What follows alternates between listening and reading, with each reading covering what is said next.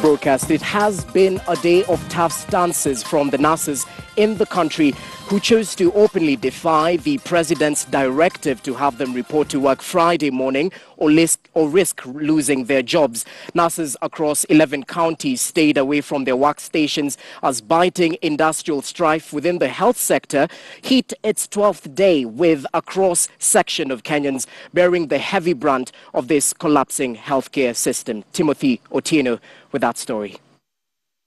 I'm ready to face the jail if it means that the implementation of the nurses' return to work agreement would require my being jailed. I'm ready to go to jail. It's a tough-talking union official whose words are echoing across nearly a dozen counties affected by the ongoing nurses' strike that has seen patients in hospitals like the National Spinal Injury Referral Hospital go without much-needed medical attention.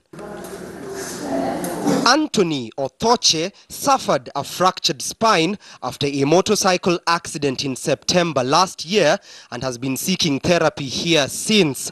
The ongoing strike, he says, has now slowed down his and many other patients' recovery. In here we have patients who can't do anything. Both their legs and upper arm are not functioning. So they completely depend on the nurses to feed them, to bathe them. So even for medication, dressing of the wounds.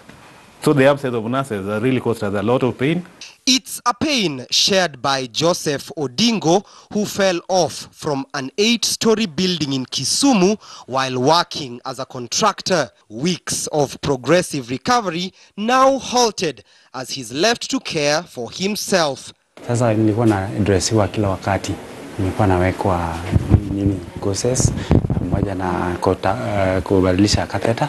Sasa mimi bado sijadressiwa kutoka hiyo wiki ya pili, na nilikuwa natakana niwekwe kila wiki mbili. The medics who are seeking a full implementation of a November 2nd, 2017 return to work agreement promising them nursing service and uniform allowances failed to report to work Friday morning despite a directive from the president. Despite the fact that some nurses in various counties across the country have since resumed duties, in other institutions like the Mathare Mental Hospital, the strike continues to affect many of the patients here, even as government continues its tough stand against the striking nurses. We cannot allow unlawful industrial action to derail us from our focus of taking Kenya forward. Like their colleagues from the National Spinal Injury Referral Hospital, Mathare Mental Hospital nurses largely failed to show up for work. Out of a nursing staff of 168 people, just 7 were on duty Friday. It cannot defeat a government to give us the return to work formula of just an increment in our uniform allowance and nursing services allowance. The nursing services allowance is very vital for us because the duties we do in these institutions, no one else can do it. There is a valid return to work formula that was signed by the Ministry of Health, the Kenya National Union of Nurses, the County of Governors, and the SRC. The Nurses Union officials are expected to meet the Salaries and Remuneration Commission, the Council of Governors, and the Ministry of Health officials Saturday for a conciliatory meeting, even as a pending court appearance for 4 officials of the Kenya National Union of Nurses looms come Monday over the strike termed by the Labour Court as illegal.